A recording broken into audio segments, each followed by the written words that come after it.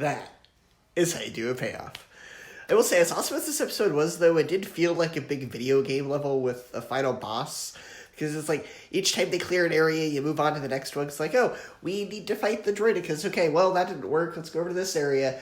That didn't work. Let's go to this area. And then, she shows up. They get the speeder. I don't know, it just kind of felt like a little bit at a time moving on to, like, the next year of a video game level of, like, a big final boss. The way that the pacing of this episode was, that was a little bit of a problem I had with it. But overall, this episode was fantastic.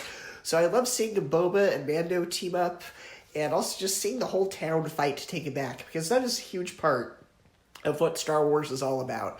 The common people fighting against the oppressor. And, I said a few episodes ago, I think that in the finale, Boba is going to ride that Rancor, and I was right. Though I do think maybe we should have seen a little bit more of him bonding with the Rancor. It just kind of seems like they did that episode, and then nothing, and then suddenly he's riding the Rancor. I kind of wanted to see him maybe bonding with it a little bit more. They probably could have done that a little better, as awesome as it was to getting to see him. And we finally get closure to Cad Bane's arc, maybe? But I loved the duel between Cad Bane and Boba, and if that is the way he goes out, if that is truly the way he goes out, that is one of the best ways for him to go out. But he is notorious for always coming back. But if this is truly the last time we see him, then that is a good way to close out his story. I don't think Dave Filoni has any plans for him, but maybe, I don't know. I mean, they've killed him off before, so who knows. But honestly, that is truly his death scene. Well done. Now, this episode kind of felt like a Godzilla movie a bit. Honestly, this whole episode was just amazing. The Rancor tearing apart those droids, Boba riding the Rancor, Grogu, calming the Rancor, and then taking his little nap, and then finally being reunited with Mando. All great little moments in this episode.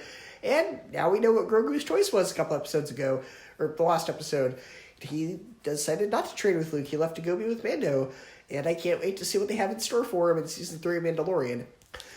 So then we get the post-credits scene where it's heavily implied that Cobb Vanth, who was implied to be dead, the last episode, Cad Bane killed him, but no, he's implied that he's going to come back, possibly as a cyborg, so that's interesting. So he might come back for Mando Season 3, he may get his own show, I don't know. So this is how you do a finale, this is how you do payoff. I was just giggling, I was just incredibly ecstatic during the last act of this episode. It was fantastic, I just loved it. And now we have to wait until March 30th for Moon Knight. There isn't a big event show coming out in February, probably because they want to let this stew a bit. We have to wait until March 30th, guys. Moon Knight doesn't start till March... Actually, no, is it March 29th that Halo starts? Or no, Halo starts a week before that. Sorry, March 24th. So March 24th is the first episode of Halo. So that's the next big event series, and then Moon Knight the next week. So, Moon Knight's going to air on Wednesdays, and then Halo's going to air on Thursdays. So you're going to get back-to-back reviews of, Halo and Moon Knight possibly. So that'll be awesome. So very excited for the next event show, which will be Halo and Moon Knight. So you get a double dose of goodness in a couple of weeks. Let me know what you guys thought of the season finale of Boba Fett. I know a lot of people, their complaints were Boba Fett was not in the Boba Fett show enough, but I think they did the best they could with him. I think it was awesome.